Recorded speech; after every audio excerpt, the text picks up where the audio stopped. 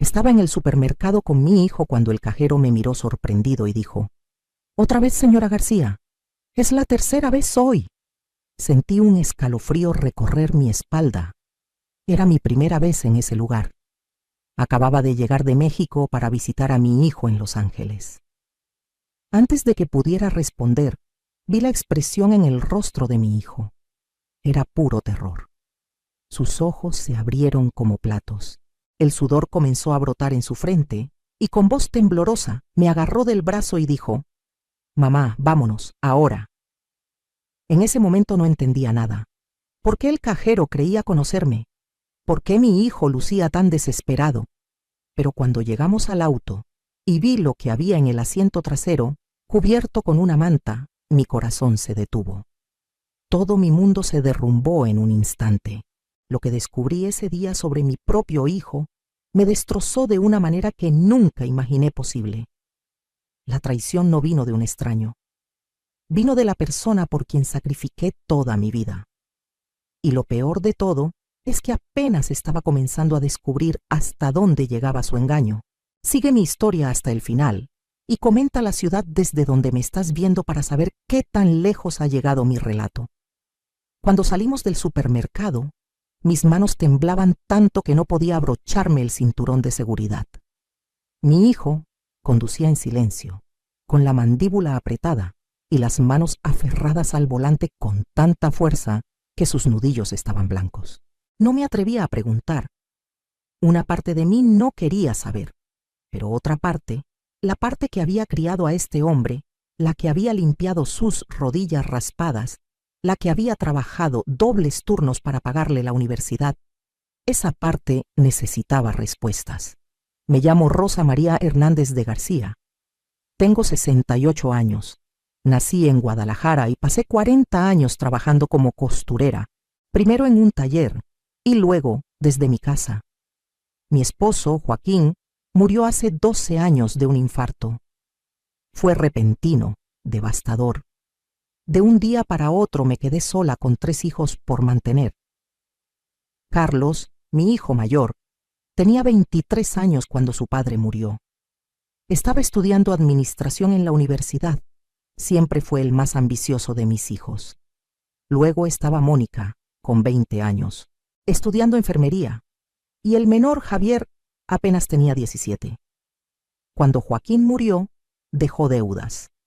Muchas deudas. Había intentado montar un negocio de refacciones para autos que fracasó. Me dejó con una hipoteca por pagar, préstamos pendientes y 3 hijos que dependían de mí. No tuve tiempo de llorar adecuadamente a mi esposo. Tuve que ponerme de pie y trabajar. Conseguí un segundo empleo limpiando casas por las mañanas. De 5 de la mañana a 8 limpiaba 2 casas. Luego regresaba a casa a coser hasta las 11 de la noche. Dormía 5 horas si tenía suerte. Mis manos se deformaron. Los dedos se me hinchaban tanto que algunas noches no podía cerrarlos.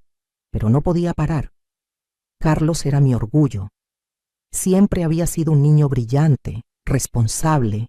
Cuando su padre murió, me prometió que terminaría la universidad y que me sacaría adelante. Me lo juró sobre la tumba de Joaquín, y yo le creí. Trabajé más duro todavía para que pudiera concentrarse en sus estudios. Vendí las pocas joyas que tenía, incluyendo mi anillo de matrimonio. Carlos no lo sabía. Nunca quise que cargara con esa culpa. Cuando se graduó, consiguió un trabajo en una empresa americana. 2 años después, le ofrecieron una transferencia a Los Ángeles. Fue su gran oportunidad. Recuerdo el día que me lo contó. Sus ojos brillaban de emoción. Me dijo que en unos años me traería a vivir con él, que me compraría una casa, que por fin podría descansar. Me lo prometió frente a sus hermanos, frente a toda la familia, en una cena que organizamos para celebrar. Lloré de felicidad esa noche. Todo el sacrificio había valido la pena. Carlos se fue a Los Ángeles hace 6 años. Al principio llamaba seguido. Me mandaba dinero cada mes, no mucho, pero algo. Me contaba de su departamento, de su trabajo, de lo bien que le estaba yendo. Después de 2 años, conoció a una mujer. Se llamaba Valeria.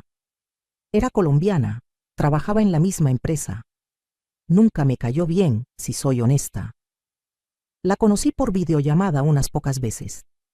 Había algo en su mirada, algo frío, calculador. Pero Carlos estaba enamorado y yo quería que mi hijo fuera feliz.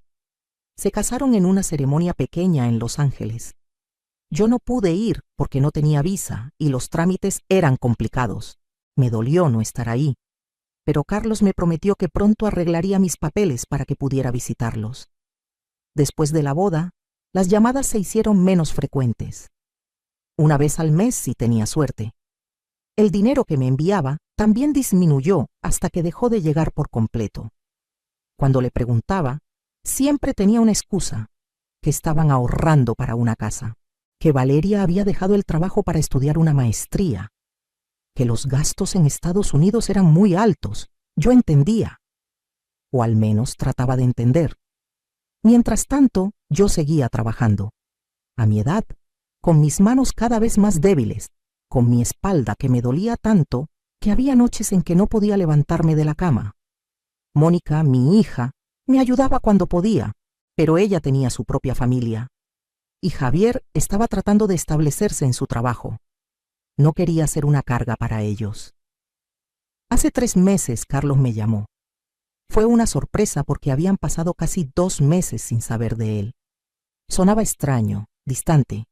Me dijo que Valeria estaba embarazada, que iban a tener un bebé. Debía haber sentido alegría pura. Iba a ser abuela por primera vez del hijo de Carlos.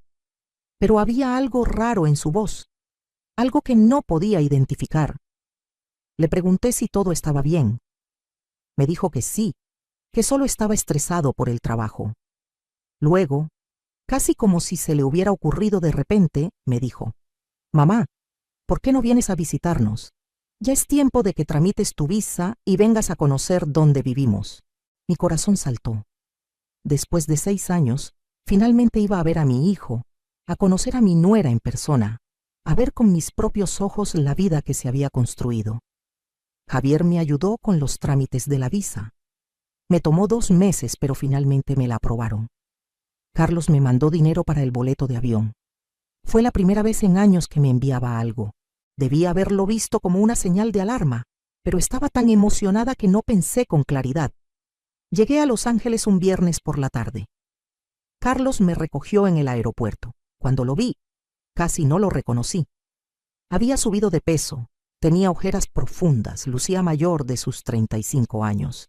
Pero lo abracé con toda la fuerza que mis brazos cansados podían dar.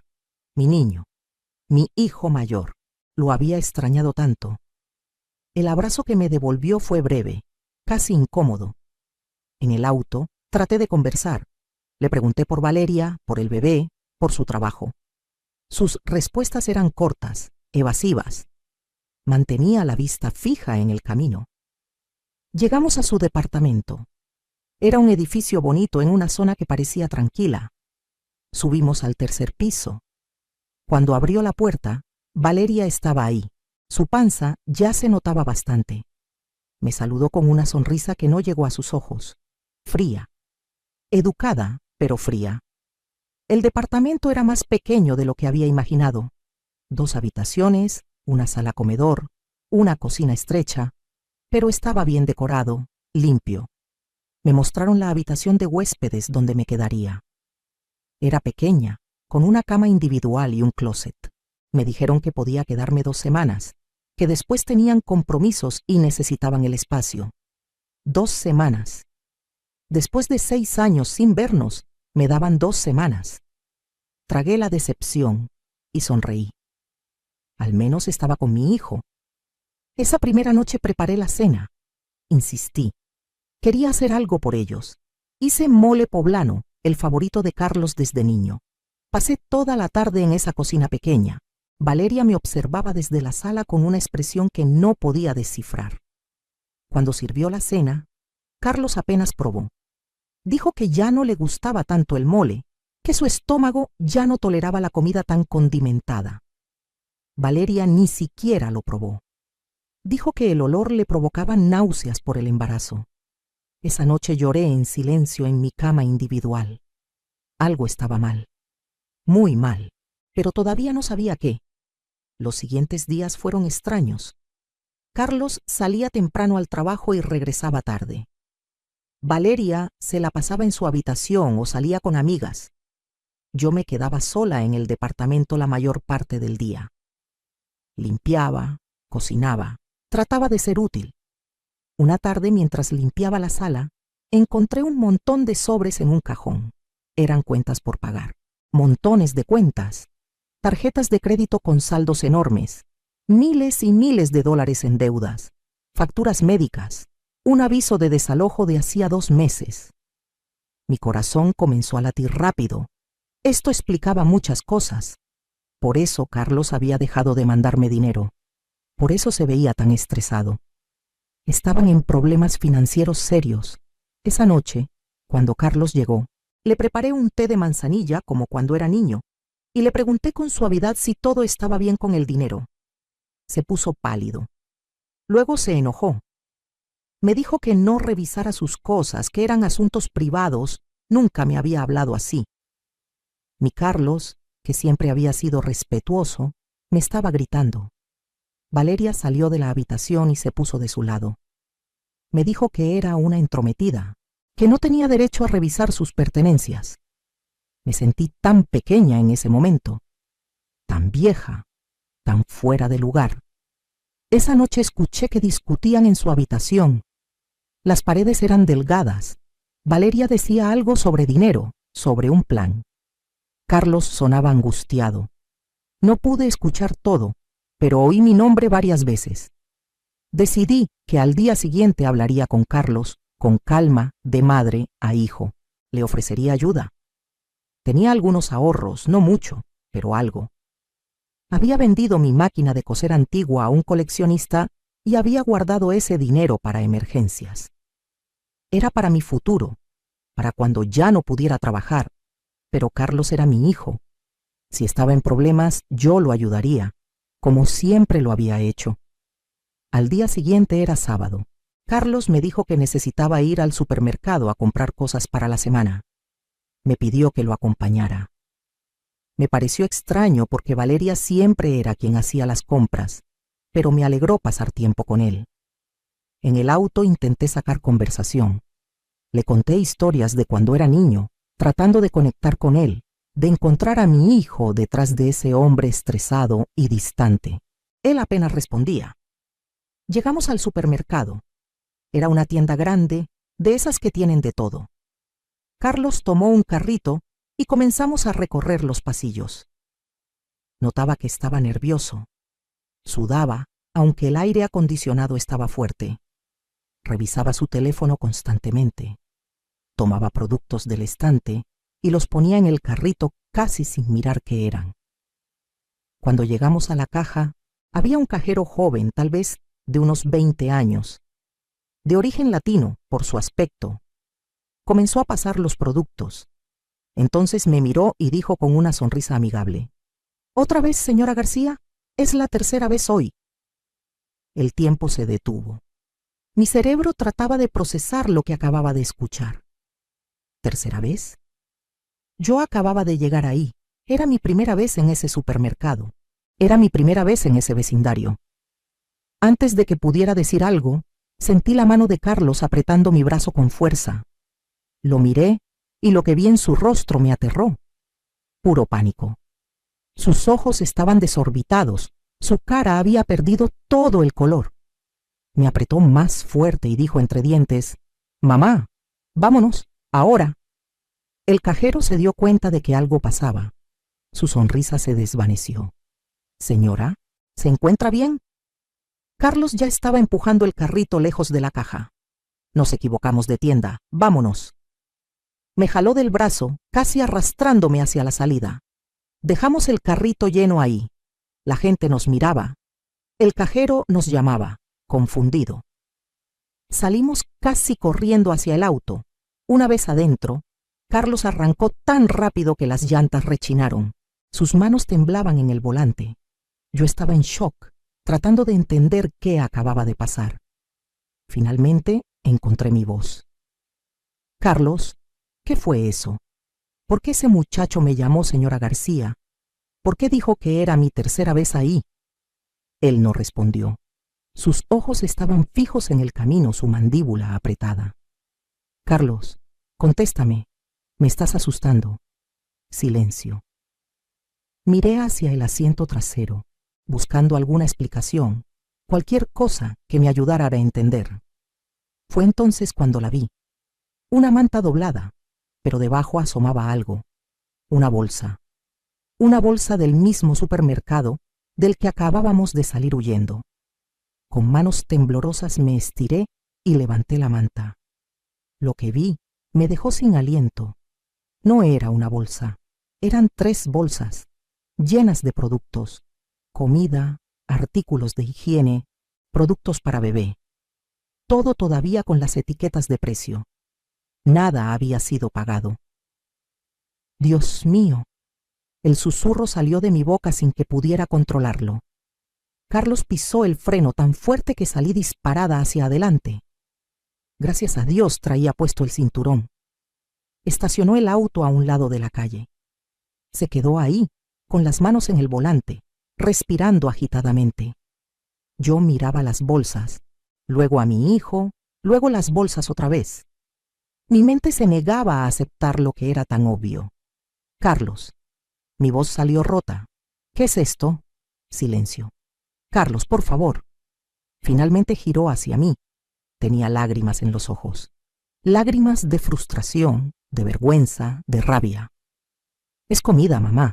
Es comida para nosotros, para Valeria, para el bebé que viene. Sentí que el mundo se movía bajo mis pies. Pero estas bolsas no están pagadas, tú las robaste. Pronunciar esas palabras me dolió físicamente. ¿Cuánto tiempo llevas haciendo esto? Él se limpió las lágrimas con rabia. ¿Qué querías que hiciera, mamá? Nos van a desalojar el próximo mes. Debo 4 meses de renta. Las tarjetas están al máximo. Valeria no puede trabajar por el embarazo de alto riesgo. Mi sueldo apenas alcanza para las facturas médicas. ¿Querías que dejáramos morir de hambre al bebé? No podía respirar. Sentía como si alguien me estuviera apretando el pecho con ambas manos.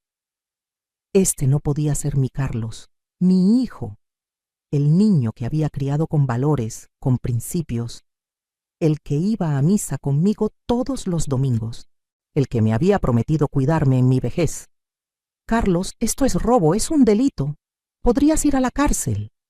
Él se rió, una risa amarga, sin humor. ¿Y qué sugieres, mamá? ¿Que vuelva a México fracasado? ¿Que admita que no pude lograrlo aquí? ¿Que todo el sacrificio que hiciste fue en vano? Sus palabras eran como cuchillos.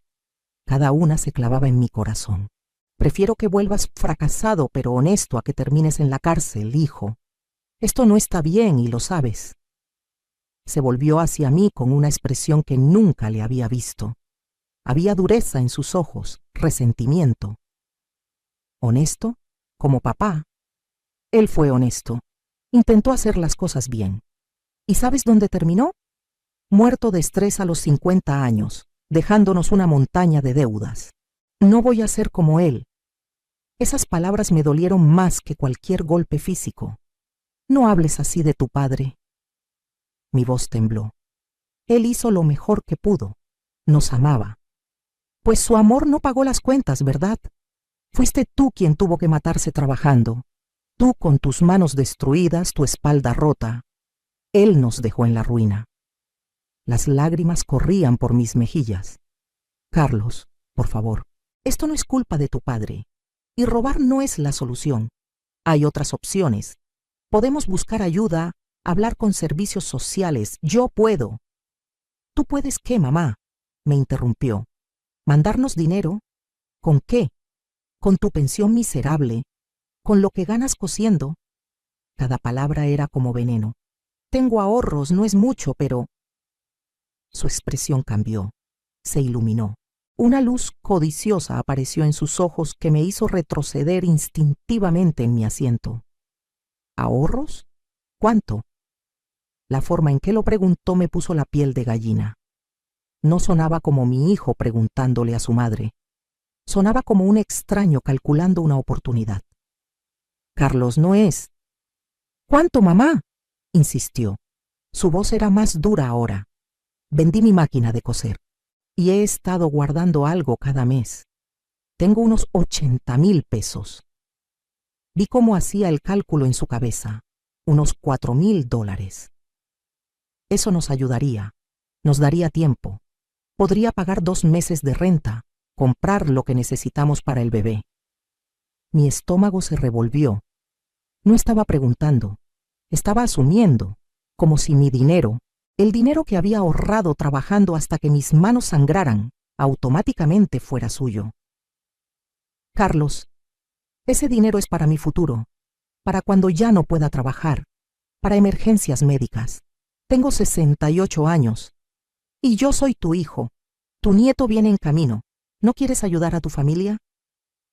Había algo manipulador en la forma en que lo dijo, como si mi negativa me convirtiera en una mala madre, en una mala abuela.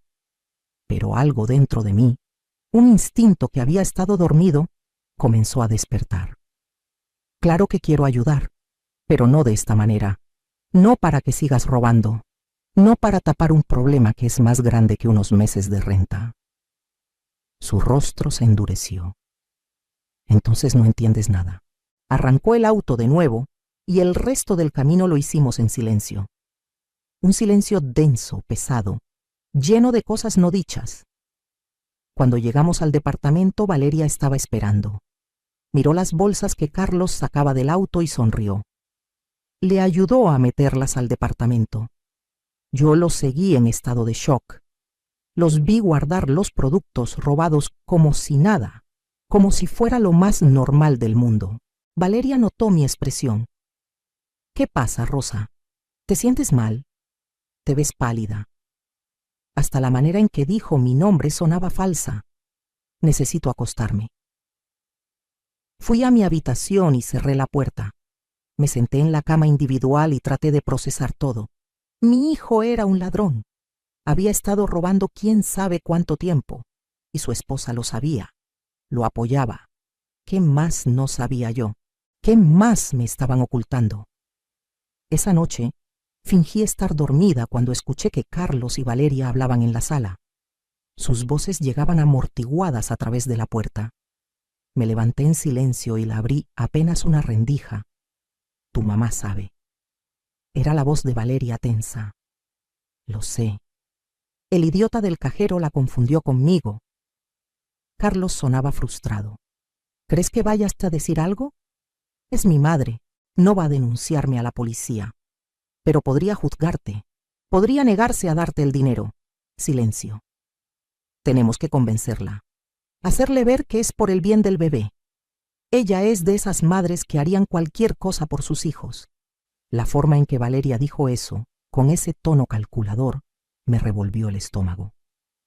No sé, Valeria. Cuando le pedí el dinero en el auto se puso rara. Creo que está molesta. Pues tendrá que superarlo. Necesitamos ese dinero. Y si tiene 80,000 pesos guardados, probablemente tenga más. La gente mayor siempre esconde dinero. Mi mamá no es así. Todos son así, Carlos. Y si no quiere ayudar a su propio hijo, a su nieto, entonces, ¿qué clase de madre es? Sentí rabia hirviendo dentro de mí. Esta mujer, esta extraña, estaba hablando de mí como si fuera un banco que podían asaltar. Dale unos días, continuó Valeria. Hazla sentir culpable. Recuérdale todo lo que sacrificó por ti. Cómo ahora es tu turno de que tú luches y ella puede hacer que sea más fácil. Funciona siempre. La culpa maternal es muy poderosa. Carlos no respondió de inmediato. Quería creer que estaba incómodo con la sugerencia de su esposa. Quería creer que algo de mi hijo, del hombre bueno que había criado, todavía existía ahí. Está bien, dijo finalmente. Intentaré. Mi corazón se rompió. Cerré la puerta en silencio y me metí a la cama. Lloré en esa cama pequeña, en ese cuarto que no era mío, en un país extranjero, sintiéndome más sola de lo que me había sentido incluso cuando murió Joaquín. Al menos cuando él murió, tenía a mis hijos, tenía a Carlos. Ahora me daba cuenta de que tal vez nunca lo había tenido realmente. Los siguientes días fueron una actuación dolorosa. Carlos comenzó su campaña de manipulación, tal como Valeria había sugerido. Me traía café por las mañanas, me preguntaba cómo había dormido, me contaba historias del bebé, de cómo quería ser un buen padre, mejor que el suyo. Ese comentario me dolió, pero no dije nada. Me hablaba de lo difícil que era vivir en Estados Unidos, de cómo todo era más caro de lo que había imaginado, de cómo Valeria había tenido complicaciones en el embarazo y los seguros médicos no cubrían todo, de cómo se sentía un fracasado. Y yo, que lo conocía desde antes de que naciera, que había llevado su peso dentro de mí durante 9 meses, podía ver cada palabra calculada, cada pausa estratégica. Valeria también participaba en la obra. De repente era dulce conmigo. Me pedía consejos sobre el embarazo, sobre cómo había criado a mis hijos. Me mostraba fotos del cuarto del bebé que querían armar. Me enseñaba ropa de bebé en internet, comentando lo cara que era. Todo era un juego, una manipulación, y ellos pensaban que yo era tan ingenua, tan desesperada por ser necesitada, que caería en la trampa. Una parte de mí quería confrontarlos, decirles que había escuchado todo. Pero otra parte, la parte que había aprendido a sobrevivir limpiando casas ajenas, la parte que había negociado con acreedores después de la muerte de Joaquín, esa parte sabía que necesitaba más información antes de actuar. Una tarde, mientras ambos estaban fuera, decidí investigar. Revisé el departamento más cuidadosamente. En el closet de su habitación, detrás de unas cajas, encontré más bolsas de supermercado, más productos robados. Había suficiente comida ahí para meses. Esto no era supervivencia, era un hábito. En un cajón de la cómoda de Valeria encontré algo más: joyas, aretes, pulseras, collares. Todo todavía con las etiquetas de las tiendas departamentales. Sin pagar. Mi hijo y su esposa no solo robaban comida, robaban de todo. Encontré también documentos, estados de cuenta bancarios que mostraban la verdad completa de su situación financiera. Era peor de lo que Carlos había admitido, mucho peor. Debían más de $40,000 entre tarjetas de crédito, préstamos personales y facturas médicas. Pero lo que más me impactó fue encontrar un cuaderno con la letra de Valeria. Estaba escondido entre sus cosas personales, dentro de una caja de zapatos en el fondo del closet. Lo abrí y comencé a leer. Era como un diario, pero no de pensamientos íntimos. Era un plan detallado de cómo sacarme dinero. Había anotaciones desde hace meses, desde antes de que me invitaran a visitarlos. La vieja tiene que tener ahorros. Carlos dice que siempre fue buena administrando dinero. Hay que averiguar cuánto y cómo conseguirlo. Plan: invitarla a quedarse con nosotros. Hacerla sentir incluida, necesaria. Mostrarle lo difícil que es nuestra situación. Usar el embarazo para generar lástima. Carlos es muy blando con ella. Tengo que ser yo quien lo empuje. Él se siente culpable por pedirle dinero, pero eso es ridículo. Ella es su madre. Es su obligación ayudarnos. Si conseguimos los ahorros que tiene, podremos cubrir las deudas más urgentes. Luego, averiguaremos si tiene propiedades o algo más de valor en México. Mis manos temblaban tanto que casi dejó caer el cuaderno. Seguí leyendo. Cada palabra era como una puñalada. El problema es que la vieja puede ser terca. Carlos dice que tiene orgullo. Habrá que romperlo. Hacerle ver que si no nos ayuda, perderá el contacto con su nieto. Eso la destruirá. Una vez que tengamos el dinero, podemos empezar a distanciarnos. Decir que necesitamos nuestro espacio como familia nueva. Carlos protestará al principio, pero eventualmente lo entenderá. No podemos tener a su madre controlando nuestras vidas. Había más. Páginas y páginas de manipulación calculada, de mentiras planeadas, de cómo usar mi amor de madre contra mí. Sentí náuseas. Corrí al baño y vomité. Cuando levanté la vista del inodoro, vi mi reflejo en el espejo. Una mujer vieja, con arrugas profundas, con manos deformadas por el trabajo, con ojos cansados. Una mujer que había dado todo por sus hijos. Y este era el resultado. Me lavé la cara con agua fría. Respiré profundo. Y en ese momento algo cambió dentro de mí. La tristeza comenzó a transformarse. El dolor se convirtió en algo más frío, más claro, rabia. Pero no una rabia caliente e irracional. Una rabia fría, calculada. Me miré de nuevo en el espejo. Y por primera vez en días, sonreí. Ellos querían jugar. Querían manipular a la vieja ingenua.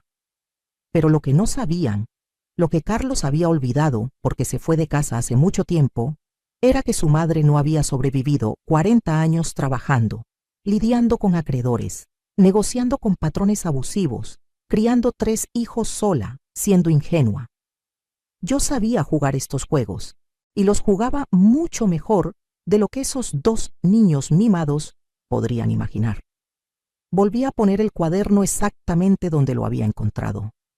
Tomé fotos con mi celular de las páginas más incriminatorias. También fotografié las bolsas de productos robados, las joyas con etiquetas. Toda la evidencia que había encontrado. Luego, me senté en la sala a esperar a que regresaran. Cuando llegaron, los recibí con una sonrisa. Una sonrisa suave, de madre cansada. «Hijos, necesitamos hablar». Carlos se tensó inmediatamente. Valeria mantuvo su máscara de preocupación. «¿Qué pasa, Rosa? ¿Te sientes mal?» No, estoy bien. Es solo que he estado pensando mucho estos días. Sobre ustedes, sobre el bebé, sobre su situación». Los vi intercambiar una mirada de triunfo apenas disimulado. Pensaban que había funcionado, que su plan había dado resultado. «He sido egoísta», continué. Mi voz sonaba quebrada, vulnerable. Estaba actuando y lo estaba haciendo bien. He estado pensando solo en mí, en mi futuro, en mis miedos. Pero ustedes son mi familia, mi hijo, mi nieto. ¿Qué clase de madre, qué clase de abuela sería si los dejara sufrir cuando puedo ayudar? Vi cómo los ojos de Valeria brillaban. Carlos se veía aliviado, pero también un poco incómodo. Tal vez quedaba algo de conciencia en él, solo un poco. «Mamá, no tienes que…», comenzó a decir. «Sí tengo que hacerlo, hijo. Es mi obligación, mi alegría». Tragué saliva, haciendo parecer que me costaba trabajo continuar. «Quiero darles mis ahorros. Quiero que los usen para el bebé, para estabilizarse». Valeria casi brincó de emoción, pero se contuvo. En cambio, vino hacia mí y me abrazó. Un abrazo falso, vacío. «Rosa, no sabes lo que esto significa para nosotros. Eres un ángel, una bendición». Carlos se acercó también. Me tomó las manos. «Mamá, te prometo que pagaremos cada peso, en cuanto mejore nuestra situación». «No te preocupes por eso, hijo. El dinero va y viene. La familia es para siempre».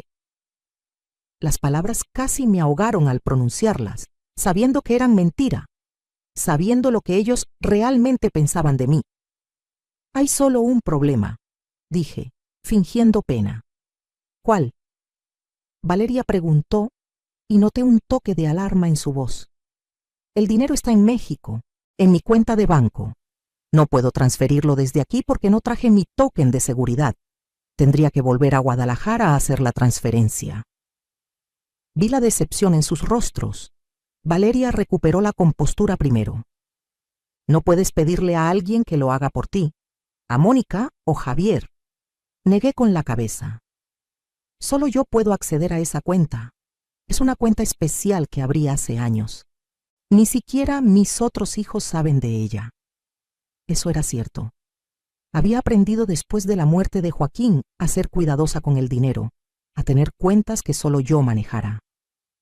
«¿Cuánto tiempo te tomaría ir y volver, Clis?», preguntó Carlos.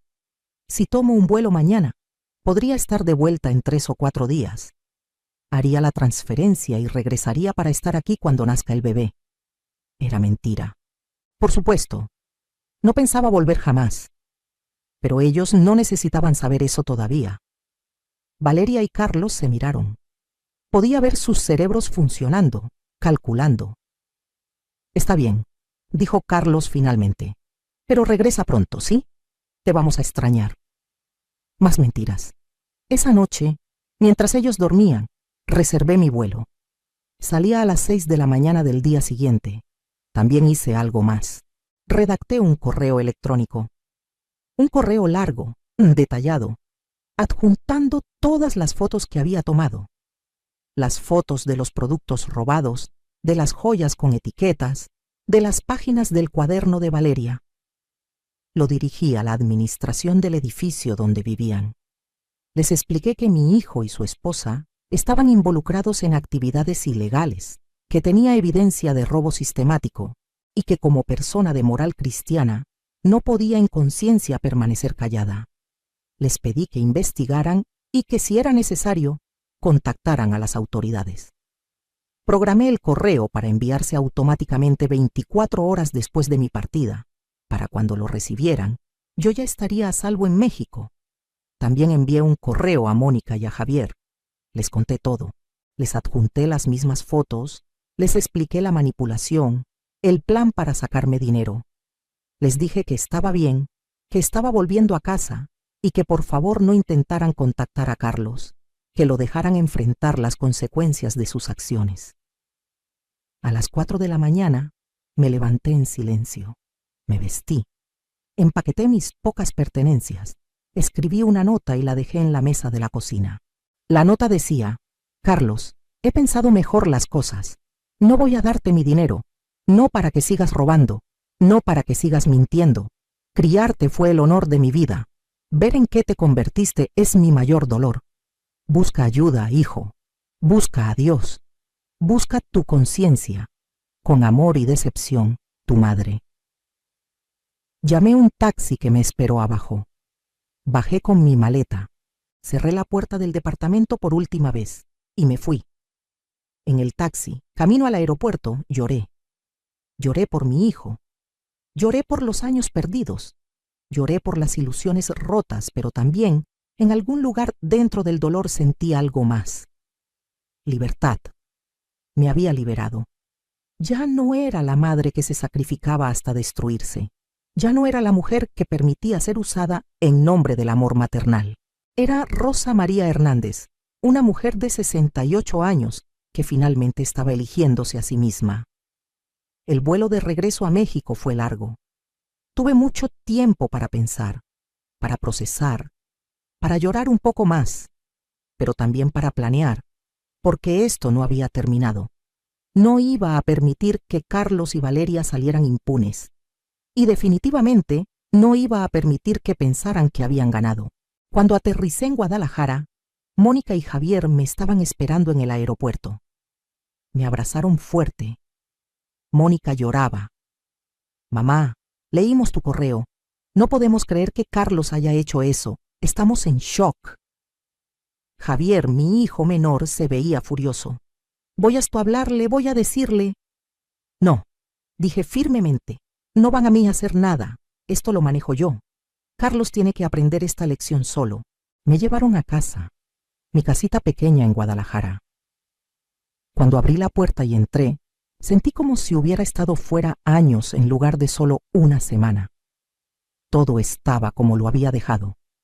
Mi máquina de coser nueva en la esquina, mis plantas en la ventana, las fotos de mis hijos en las paredes, las fotos de Carlos cuando era niño. Tendría que quitarlas, o tal vez no. Tal vez las dejaría como recordatorio. Esa noche, sola en mi cama, en mi casa, revisé mi teléfono. Tenía 3 llamadas perdidas de Carlos, 2 mensajes de texto. «Mamá, ¿dónde estás? Mamá, encontré tu nota. Por favor, llámame. Podemos hablar de esto». No respondí. 2 días después, recibí una llamada de un número desconocido de Estados Unidos. No contesté. Dejaron un mensaje de voz. Era una mujer que se identificó como la administradora del edificio donde vivía Carlos. Había recibido mi correo. Habían investigado el departamento. Habían encontrado exactamente lo que yo había documentado. Habían contactado a las tiendas que aparecían en las etiquetas. Las tiendas habían revisado sus grabaciones de seguridad. Habían identificado tanto a Carlos como a Valeria. Habían presentado cargos.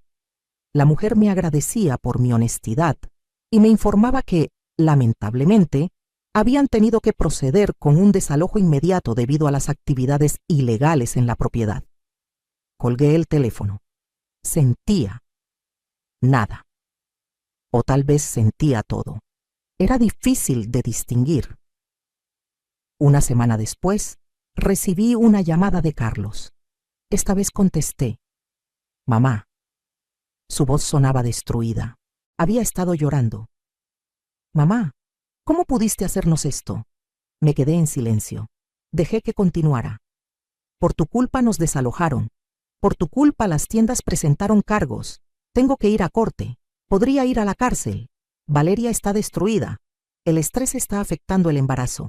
¿Cómo pudiste hacerle esto a tu propio hijo, a tu nieto? Respiré profundo. Carlos, yo no te hice nada. Tú hiciste esto. Tú elegiste robar. Tú elegiste mentirme. Tú elegiste, junto con tu esposa, manipularme y usarme. Necesitaba ayuda. Estaba desesperado. Y yo te habría ayudado. Si hubieras sido honesto, si hubieras venido a mí con la verdad, como un hijo a su madre, habríamos encontrado una solución juntos. Pero no querías mi ayuda.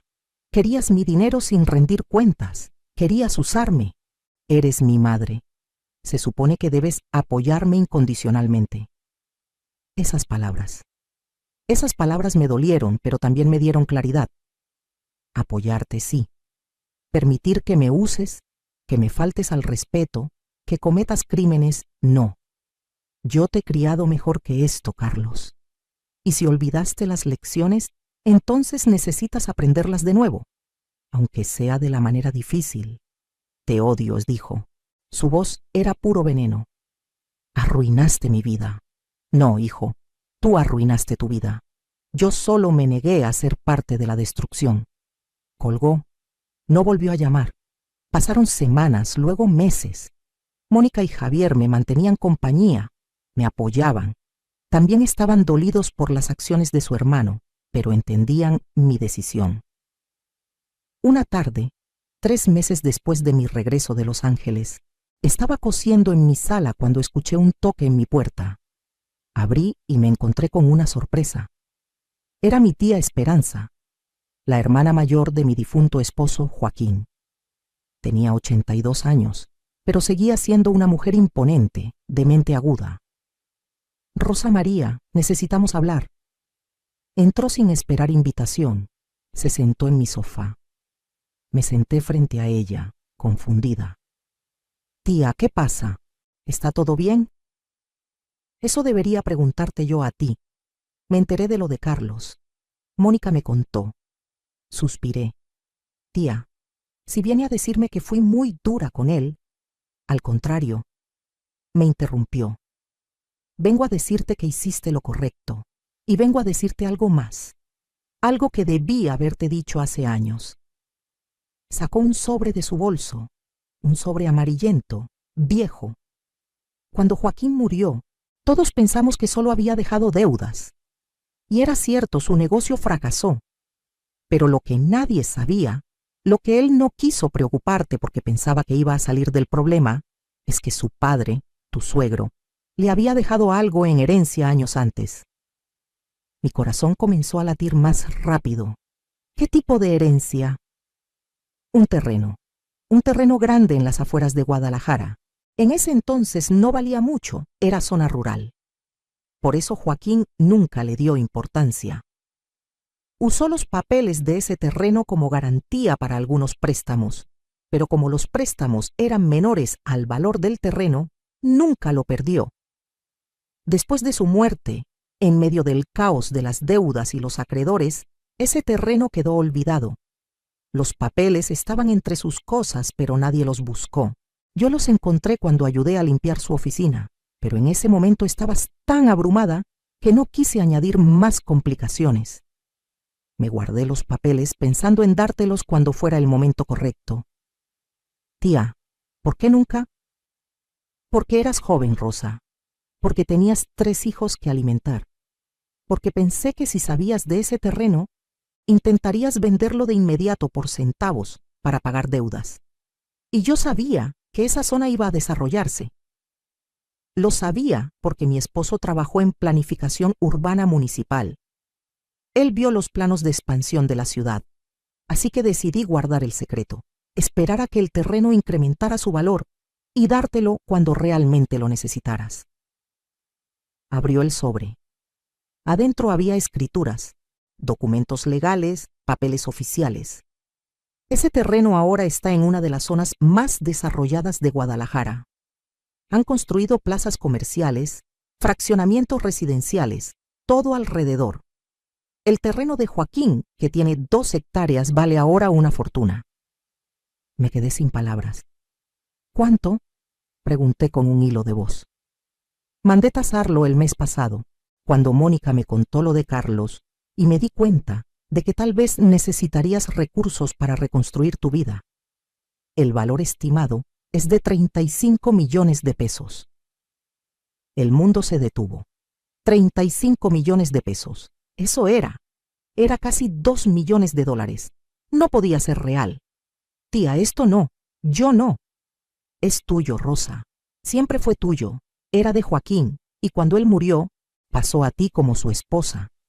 Aquí están todos los papeles, están a tu nombre.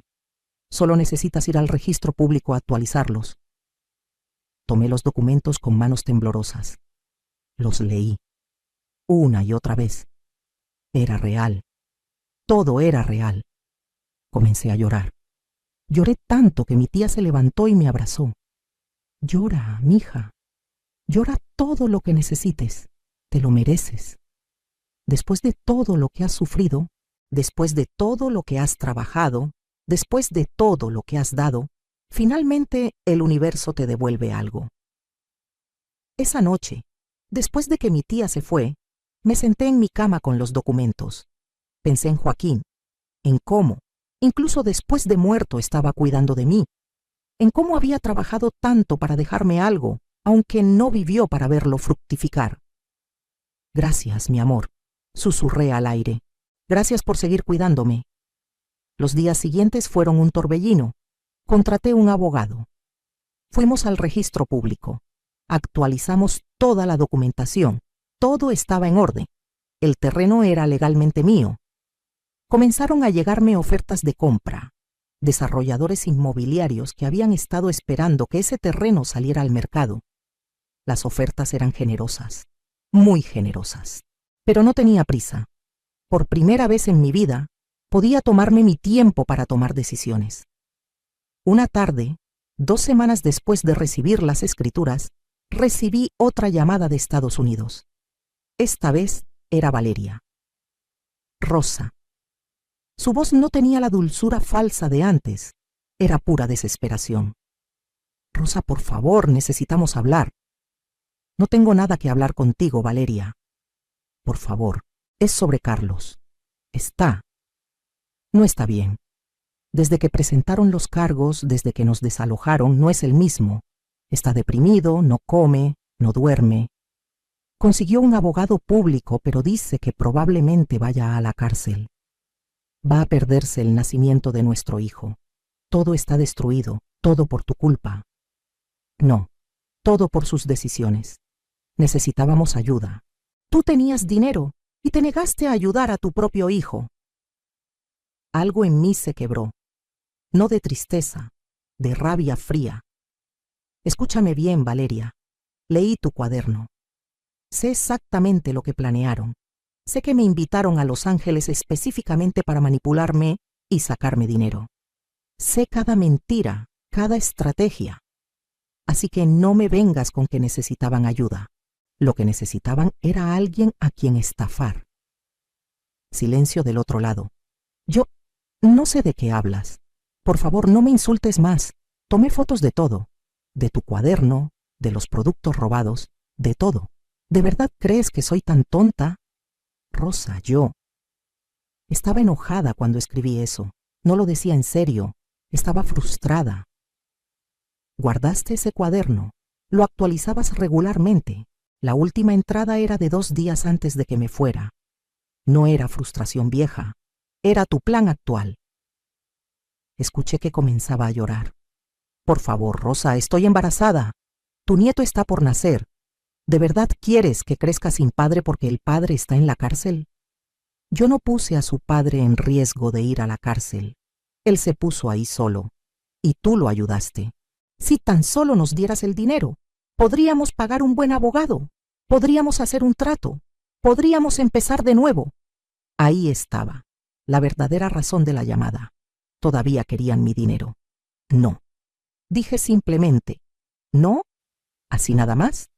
¿No te importa tu nieto? Me importará mi nieto cuando tenga una madre que no sea una manipuladora y un padre que no sea un ladrón. Hasta entonces, ese bebé está mejor sin mi influencia en su vida. Eres una vieja amargada y cruel. Carlos tenía razón. Eres egoísta. Siempre has sido egoísta. Esas palabras, viniendo de una mujer que había planeado estafar a su suegra, que había manipulado a su esposo para que robara, hubieran sido cómicas si no fueran tan tristes. Valeria, te deseo lo mejor. Espero que tú y Carlos aprendan de esto. Espero que encuentren el camino de regreso a la decencia. Pero yo no seré parte de su vida hasta que eso pase. Adiós. Colgué. Bloqueé el número. Bloqueé también el número de Carlos. Si querían contactarme, tendrían que hacerlo a través de Mónica o Javier. Y les había dejado muy claro a mis otros hijos que no pasaran ningún mensaje a menos que fuera una emergencia real. Los meses siguientes fueron transformadores. Finalmente vendí el terreno. No al mejor postor, sino a un desarrollador que me gustó porque su proyecto incluía vivienda de interés social junto con áreas comerciales. Quería que el legado de Joaquín ayudara a familias como la que fuimos nosotros. La venta se cerró en 32 millones de pesos. Un poco menos que la tasación más alta, pero estaba en paz con la decisión. Con ese dinero mi vida cambió completamente. Lo primero que hice fue comprarme una casa nueva. No grande ni ostentosa, pero cómoda, moderna, con un jardín hermoso, en una zona tranquila de Guadalajara. Le compré también una casa a Mónica, quien había estado rentando con su familia. Y ayudé a Javier con el enganche de su primer departamento. Ambos protestaron, dijeron que era demasiado. Pero yo insistí. Ellos habían estado ahí para mí siempre. Se merecían esto. Puse una buena cantidad en inversiones seguras que me daban rendimientos mensuales, suficiente para vivir cómodamente sin tener que coser hasta que me dolieran las manos. Aunque no dejé de coser del todo. Descubrí que me gustaba, cuando era por placer y no por necesidad. Doné dinero a la iglesia de mi colonia, a un refugio para mujeres maltratadas, a una organización que ayudaba a madres solteras. Quería que mi buena fortuna ayudara a otras mujeres que, como yo, habían luchado solas. También me di gustos. Por primera vez en mi vida, me compré ropa nueva. No de segunda mano, no de ofertas, sino ropa que me gustaba simplemente porque me gustaba. Me hice un tratamiento para mis manos. No podía revertir todo el daño de años de trabajo, pero al menos reduje el dolor. Comencé a tomar clases de pintura, algo que siempre había querido hacer, pero nunca tuve tiempo. Descubrí que era buena. Mis pinturas no ganarían premios, pero me hacían feliz. Y eso era suficiente. Viajé. Fui a Oaxaca, a San Miguel de Allende, a la Ciudad de México, lugares en mi propio país que nunca había tenido oportunidad de conocer. Mónica me acompañó en algunos viajes. Fueron de los mejores momentos de mi vida. 6 meses después de vender el terreno, Mónica recibió un mensaje de Carlos. Había nacido el bebé, un niño. Lo habían nombrado Joaquín, como su abuelo. La ironía no se me escapó. Carlos le mandó una foto a Mónica. El bebé era hermoso. Gordito, con mucho cabello negro. Se parecía a Carlos cuando nació. Algo se movió en mi corazón al ver esa foto. Amor. Sí. Pero también tristeza. Tristeza por todo lo que se había perdido, por la relación que pudo haber sido. Carlos le escribió a Mónica que el juicio había terminado. Por ser su primera ofensa y porque devolvió algunos de los artículos robados, le dieron libertad condicional en lugar de cárcel. Tendría que hacer servicio comunitario y pagar multas, pero no iría a prisión. Me alegré por eso. No por él, sino por el bebé. Ese niño merecía tener a su padre, aunque ese padre tuviera mucho trabajo que hacer en sí mismo. Mónica me preguntó si quería que le pasara algún mensaje a Carlos. Lo pensé mucho. Finalmente le dije, dile que lo amo, que siempre lo amaré, pero que amor no significa permitir que te falten al respeto. Cuando esté listo para una disculpa real, para un cambio real, mi puerta estará abierta, pero no antes. No sé si Mónica le pasó el mensaje. Carlos no respondió. Y yo estaba bien con eso. Un año después de mi regreso de Los Ángeles, estaba en mi jardín pintando. Era una tarde hermosa. El sol comenzaba a ponerse, pintando el cielo de naranjas y rosas. Estaba tratando de capturar esos colores en mi lienzo. Escuché el timbre. Dejé el pincel y fui a abrir. Era una mujer joven, tal vez de unos 30 años. Llevaba un bebé en brazos. Me tomó un segundo reconocerla de las pocas videollamadas que habíamos tenido. Valeria. Y el bebé debía ser Joaquín, mi nieto. «Hola, Rosa», dijo en voz baja. Ya no había arrogancia en su voz, solo cansancio. «Hola, Valeria». No abrí la puerta completamente. Me quedé en el umbral. «¿Puedo pasar? ¿Podemos hablar?» «¿Dónde está Carlos?» «En Estados Unidos. Yo volví a México con el bebé. Nos separamos». Eso me sorprendió. ¿Se separaron? Sí. Después de todo lo que pasó, después del juicio, de perder el departamento, de las deudas, comenzamos a culparnos mutuamente. La relación se volvió tóxica. Decidí volver a Colombia, pero en el camino paré aquí, porque necesitaba verte. Dudé. Cada instinto me decía que cerrara la puerta, que no permitiera que esta mujer que había planeado tan fríamente manipularme entrara a mi nueva vida, a mi espacio de paz. Pero luego miré al bebé, a Joaquín, mi nieto, que no tenía culpa de nada de esto. Abrí la puerta. «Pasen». Las llevé a la sala. Valeria miró alrededor y vi sorpresa en su rostro. Esta no era la casa de una costurera pobre. Esta era la casa de alguien con recursos. «Linda casa», dijo. «Gracias.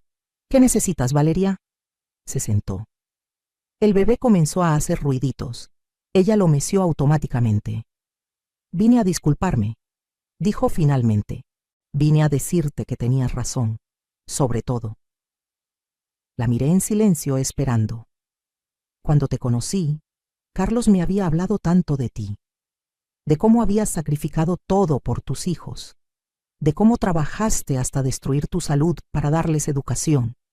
Y yo, en lugar de admirarte, te vi como una oportunidad, como alguien que podíamos usar. Hizo una pausa. El bebé comenzó a llorar suavemente. Ella sacó un biberón de su bolso y comenzó a alimentarlo. Yo crecí en una familia donde el dinero era todo. Mis papás se peleaban constantemente por dinero. Se divorciaron por dinero. Aprendí desde chica que el dinero era más importante que las relaciones, que la lealtad, que el amor. Y cuando Carlos y yo empezamos a tener problemas financieros, entré en pánico. Hice lo que siempre vi hacer en mi familia, buscar de dónde sacar dinero sin importar cómo. Lágrimas comenzaron a rodar por sus mejillas. Convencí a Carlos de que robar estaba bien si era por necesidad. Le quité los escrúpulos. Yo fui quien empezó con los robos pequeños y luego él me siguió. Yo fui quien hizo el plan para sacarte dinero. Todo fue idea mía. Carlos es un adulto, dije firmemente. Él tomó sus propias decisiones. Sí, pero yo lo empujé. Y ahora, después de perderlo todo, después de que nuestra relación se destruyera, después de estar sola con un bebé en un país donde no tengo familia, ahora entiendo el precio de mis decisiones. Miró al bebé en sus brazos. Joaquincito es mi responsabilidad ahora, yo sola. Y tengo tanto miedo. Miedo de no ser suficiente. Miedo de fracasar como madre. Y pensé en ti. En cómo tú criaste 3 hijos sola. En cómo sobreviviste, cómo saliste adelante. Y me di cuenta de que descarté y traté de usar a la persona que más podría haberme enseñado, que más podría haberme ayudado de verdad. ¿Qué es lo que quieres, Valeria?, pregunté. Necesitaba saber si esto era manipulación otra vez o si era real. No quiero tu dinero, dijo, como si hubiera leído mi mente. No vine a pedirte nada material. Vine a disculparme sinceramente y vine a preguntarte si algún día, cuando Joaquincito sea mayor, podría conocer a su abuela. Porque a pesar de todo, a pesar de lo horrible que fue contigo, tú eres su abuela. Y él merece conocer a una mujer fuerte, a una mujer que superó todo. Merece tener eso en su vida. Miré al bebé. Joaquín, nombrado como mi esposo, mi nieto. Sentí algo ablandarse en mi pecho. ¿Dónde van a vivir, Brindy?, pregunté. Tengo una prima en Guadalajara. Me va a dejar quedarme con ella un tiempo mientras busco trabajo. Mi título de Colombia necesita revalidación aquí en México, así que probablemente tenga que empezar desde abajo. Pero estoy dispuesta a hacer lo que sea necesario para darle una buena vida a mi hijo. Vi algo en sus ojos, algo que no había visto antes: sinceridad, determinación. Tal vez era real, o tal vez me estaba engañando de nuevo, pero decidí darle una oportunidad. No por ella, por el bebé. Está bien, dije finalmente. Puedes traer a Joaquín a visitarme, una vez a la semana, los martes por la tarde. Podemos tomar café, puedes contarme cómo están, y yo puedo conocer a mi nieto. Valeria comenzó a llorar en serio ahora. Gracias, Rosa. No merezco tu bondad. Tienes razón, no la mereces, pero Joaquín sí.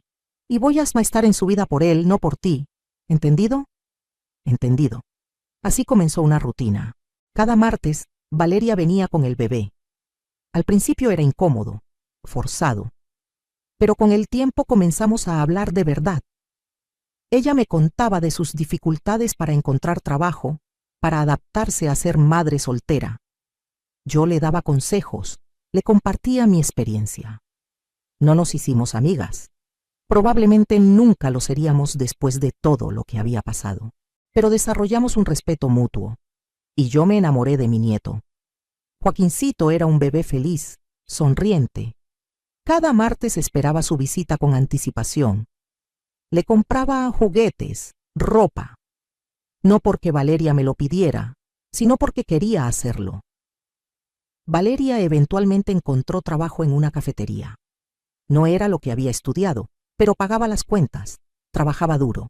La vi transformarse de la mujer manipuladora que había conocido en Los Ángeles a alguien más humilde, más real. Un martes, 6 meses después de que comenzaran las visitas, Valeria llegó con noticias. Carlos quiere hablar contigo, dijo. Me contactó, está en terapia. Dice que está trabajando en sí mismo. Quiere disculparse contigo. Preguntó si podía darte su número. Lo pensé. No estoy lista todavía, dije honestamente. Tal vez algún día, pero no ahora. Ella asintió. Se lo diré. También quería decirte, comenzó a mandarnos dinero. No mucho, pero algo. Para Joaquincito. Está cumpliendo con su responsabilidad de padre, al menos financieramente. Me alegró escuchar eso. Tal vez había esperanza para Carlos después de todo. 2 años pasaron. 2 años de martes con mi nieto. De verlo crecer, dar sus primeros pasos, decir sus primeras palabras. Una de esas primeras palabras fue abuela. Me derretí. Valeria progresó también. Consiguió un mejor trabajo. Se inscribió en cursos nocturnos para revalidar su título. Estaba construyendo una vida para ella y Joaquín. Ya no vivía con su prima. Había rentado un departamento pequeño pero propio. Una tarde de martes, después de que Joaquincito se quedó dormido en mi sofá, Valeria y yo tomábamos café en mi jardín. Rosa, hay algo que necesito decirte, dijo, Sonaba seria. ¿Qué pasa? Carlos viene a México el próximo mes. Quiere ver a Joaquín y quiere verte a ti también. Dice que está listo, que ha trabajado en sí mismo y quiere hacer las paces. Mi corazón se aceleró. 2 años. Habían pasado 2 años desde la última vez que vi a mi hijo. No sé si estoy lista, admití. Lo entiendo. Y le diré que no, si eso es lo que quieres. Pero Rosa, he visto tu dolor. Todo este tiempo, cada vez que miras a Joaquín, veo amor, pero también tristeza. Tristeza por Carlos, por la relación rota. Tal vez es tiempo de sanar eso. ¿Y si no ha cambiado realmente? ¿Y si es otra manipulación? Entonces te das cuenta rápido y cierras esa puerta de nuevo. Pero, ¿y si sí cambió? ¿Y si realmente está arrepentido? ¿Quieres perderte la oportunidad de recuperar a tu hijo? Sus palabras me resonaron. Esa noche, sola en mi casa, oré. Oré por sabiduría, por discernimiento, por fuerza. Y sentí una paz, una claridad. Era tiempo. Tiempo de al menos escuchar. Le dije a Valeria que sí, que Carlos podía venir a mi casa, que hablaríamos. El día llegó. Era un sábado por la mañana. Escuché el timbre a las 10 en punto. Respiré profundo y abrí la puerta. Ahí estaba mi hijo, Carlos. Pero no era el Carlos que había dejado en Los Ángeles. Este Carlos era más delgado, tenía más canas, pero sus ojos eran diferentes. Ya no había esa dureza, esa desesperación. Había algo más suave, más humilde. «Hola, mamá». Su voz se quebró al decirlo. «Hola, hijo». Lo dejé pasar. Nos sentamos en la sala. El silencio era denso. Finalmente, Carlos habló. «Mamá, no sé por dónde empezar». «Empieza por el principio», dije. Y él lo hizo. Me contó todo. Cómo la presión de vivir en Estados Unidos, de querer tener éxito, de demostrarle al mundo que lo había logrado, lo había consumido. Cómo cuando comenzaron los problemas financieros entró en pánico. Cómo Valeria sugirió el primer robo pequeño y él, en lugar de detenerla, la siguió. Cómo cada robo se hacía más fácil. Cómo se justificaban diciéndose que era temporal, que era necesidad. Me contó del plan de traerme a Los Ángeles, de cómo Valeria lo orquestó pero él estuvo de acuerdo, de cómo cada día que yo estuve ahí se sentía más culpable pero estaba demasiado desesperado, demasiado atrapado en las mentiras para detenerse. «Cuando encontraste mi nota», dijo con lágrimas en los ojos. «Cuando me di cuenta de que sabías todo, sentí alivio. Lo juro, mamá». Parte de mí se sintió aliviada, porque ya no tenía que seguir mintiendo, pero luego vino el enojo, porque enfrentar las consecuencias era aterrador. Así que te culpé. Te convertí en la villana de mi historia para no tener que verme como el villano de la mía. Lloró. Mi hijo de 37 años lloró como cuando era niño. El juicio fue humillante. El servicio comunitario fue duro. Perder a Valeria, aunque nuestra relación ya estaba destruida, fue doloroso. Pero lo peor, mamá, lo peor fue darme cuenta de en qué me había convertido. En qué había convertido los valores que tú y papá me enseñaron. Se limpió las lágrimas. Comencé terapia. Al principio porque era requisito de mi libertad condicional, pero luego porque realmente necesitaba entender qué me había pasado, cómo había llegado a ese punto. «¿Y qué descubriste?», pregunté suavemente.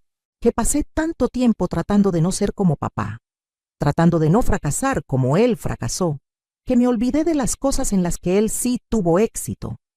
Él fue honesto, fue amoroso, fue un buen padre. Sí, tuvo problemas financieros. Sí, cometió errores en los negocios, pero nunca perdió su integridad. Y yo, en mi arrogancia, pensé que ser exitoso financieramente era más importante que ser una buena persona. Me equivoqué, mamá.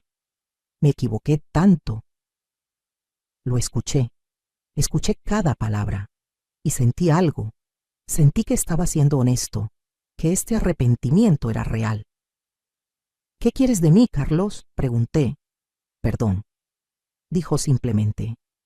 «Sé que no lo merezco. Sé que lo que hice fue imperdonable, pero aún así te pido perdón. Y si no puedes dármelo hoy, lo entiendo. Esperaré. Esperaré el tiempo que sea necesario, pero necesitaba que supieras que lo siento. Siento haberte usado. Siento haberte faltado al respeto. Siento haber olvidado quién me crió y qué me enseñaste. Me quedé en silencio un largo momento. Luego hablé. Carlos, lo que me hiciste me dolió más que cualquier cosa que haya experimentado. Incluso más que perder a tu padre. Porque tu padre murió, no eligió dejarme. Tú elegiste traicionarme. Elegiste verme como un medio para un fin en lugar de como tu madre. Él asintió, aceptando cada palabra. Pero, continué, también te conozco. Te cargué dentro de mí. Te crié.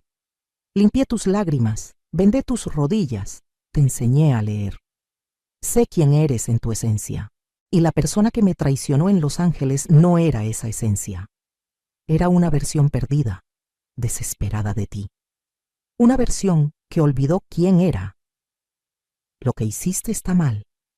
Las consecuencias que enfrentaste fueron justas. Y nuestra relación nunca volverá a ser lo que era. Esa inocencia, esa confianza ciega, se perdió para siempre.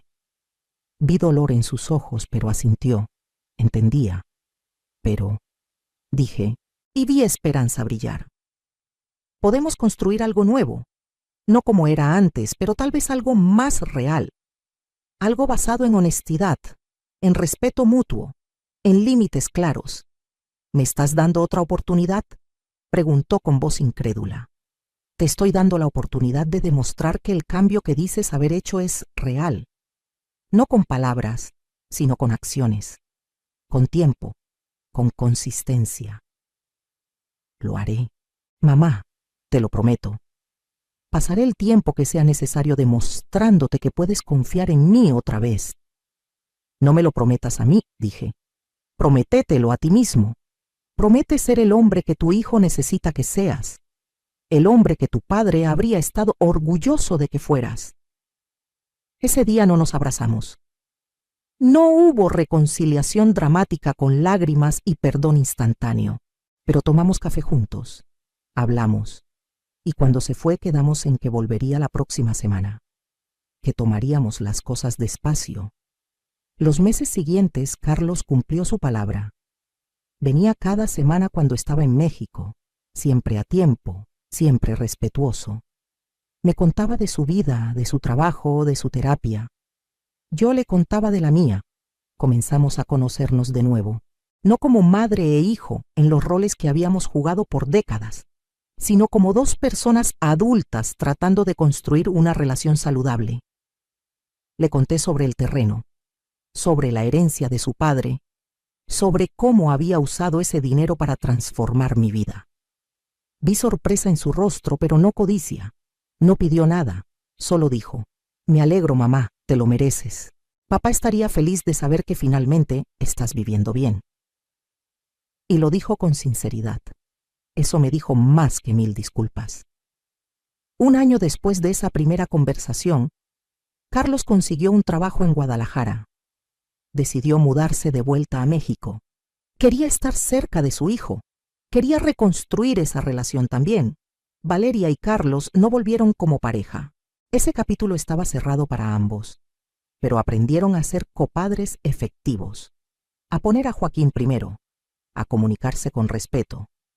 Carlos rentó un departamento pequeño, nada lujoso. Vivía sencillamente, dentro de sus medios. Trabajaba duro. Pagaba sus deudas poco a poco. Veía a su hijo regularmente. Y poco a poco, muy poco a poco, comencé a confiar en él de nuevo. No completamente. Tal vez nunca completamente.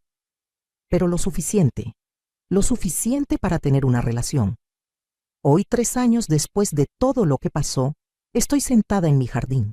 Es martes. Joaquín, que ahora tiene casi 4 años, está jugando con sus carritos en el pasto. Valeria está dentro preparando café. Carlos viene en camino. Va a llegar para cenar. Los martes se convirtieron en nuestro día familiar. Los 4 juntos. No somos una familia tradicional. Somos complicados, rotos en algunos lugares, remendados en otros. Pero somos reales. Y hay amor. Un amor más maduro, más consciente que antes. Miro a mi nieto y sonrío. Él es mi alegría, mi luz. Miro mi casa, mi jardín, mi vida cómoda. Cosas que nunca pensé que tendría. Pienso en el terreno de Joaquín, en cómo, incluso después de muerto, me cuidó. Me dio la libertad de elegir, la libertad de decir no, la libertad de poner límites. Pienso en todo el camino recorrido, en la mujer que fui, trabajando hasta sangrar para mantener a sus hijos, en la mujer que llegó a Los Ángeles llena de esperanza, en la mujer que descubrió la traición más dolorosa, en la mujer que eligió su dignidad sobre la manipulación, en la mujer que encontró riqueza cuando dejó de buscarla, y en la mujer que soy ahora, una mujer que aprendió que el amor verdadero incluye límites, que el perdón no significa olvidar, que la familia no es perfecta, pero puede ser real. Joaquincito corre hacia mí. ¡Abuela, mira mi carro! Me muestra un carrito rojo. Me agacho, a pesar de que mis rodillas protestan un poco, y admiro su tesoro. Es hermoso, mi amor. Lo abrazo. Él huele a jabón de bebé y a galletas. Huele a inocencia, a segundas oportunidades. Escucho un auto. Es Carlos. Sale y camina hacia nosotros. Joaquín corre hacia su papá gritando de alegría. Carlos lo levanta, lo abraza, luego camina hacia mí. Hola, mamá. Hola, hijo. Esta vez cuando me abraza, le devuelvo el abrazo. No con la desesperación de antes, no con la necesidad, con paz, con amor consciente, con perdón ganado. Valeria sale con el café. Nos sentamos los cuatro en mi jardín. Joaquín juega. Los adultos conversamos, reímos de algo que dice el niño, y en este momento, en este pequeño martes ordinario, soy feliz. Pienso en todas las mujeres que están donde yo estuve, trabajando hasta romperse, dando hasta no tener nada, siendo usadas en nombre del amor. Y quiero decirles, está bien decir no, está bien poner límites, está bien elegirte a ti misma. Amar a tus hijos no significa destruirte por ellos. Amar a tu familia no significa permitir que te falten al respeto. Tu vida tiene valor, tu bienestar importa. Y a veces, la mayor lección que puedes enseñarles a tus hijos es que no pueden pisotearte, que el respeto es necesario, que las acciones tienen consecuencias. He vivido 68 años, he conocido el dolor y la traición, pero también he conocido la resiliencia, la fuerza, la capacidad de comenzar de nuevo. Y si yo pude hacerlo, tú también puedes. No importa tu edad, no importa cuánto tiempo has permitido que te usen, no importa qué tan rota te sientas, puedes sanar, puedes reconstruir, puedes elegirte a ti misma. Y cuando lo hagas, cuando finalmente pongas límites y exijas respeto, perderás a algunas personas, eso es inevitable. Pero las personas que pierdes son las que nunca te valoraron realmente. Y el espacio que dejan permite que entren las personas correctas. O permite que las personas equivocadas se conviertan en las correctas a través del crecimiento. Carlos me está contando algo de su trabajo. Valeria se ríe de un comentario que hizo. Joaquín trepa a mi regazo, cansado de jugar. Los miro a los tres. Esta familia imperfecta, reconstruida, y siento gratitud, no por lo que pasó, no glamorizo el dolor, pero gratitud por lo que aprendí, por la mujer en la que me convertí, por la vida que construí cuando finalmente me puse a mí misma primero. El sol comienza a ponerse. Los colores del cielo son espectaculares. Mañana pintaré este momento, este atardecer, este jardín, esta paz, porque merece ser recordado, merece ser capturado. Esta vida que construí, que elegí, que peleo por mantener cada día. ¿Qué harías en mi lugar si descubrieras que tu hijo, la persona por quien sacrificaste todo, te había traicionado? ¿Tendrías la fuerza de decir no? ¿Tendrías el valor de elegirte a ti misma? Yo lo tuve. Y cambió todo. Comenta abajo qué harías tú. Comenta desde qué ciudad me estás escuchando. Déjame saber si mi historia te resonó, si te dio fuerza, si te hizo pensar. Porque estas historias necesitan ser contadas. Estas lecciones necesitan ser compartidas para que otras mujeres, otras madres, sepan que no están solas, que su vida importa, que merecen respeto, que pueden comenzar de nuevo, siempre, a cualquier edad. Soy Rosa María Hernández, tengo 71 años, y esta es mi historia de traición, dolor, límites, perdón y renacimiento. Una historia que nunca pensé que viviría, pero que me enseñó la lección más importante de mi vida. Amarte a ti misma no es egoísmo, es supervivencia, es sabiduría, es la base de todo lo demás, y nunca, nunca es demasiado tarde para empezar.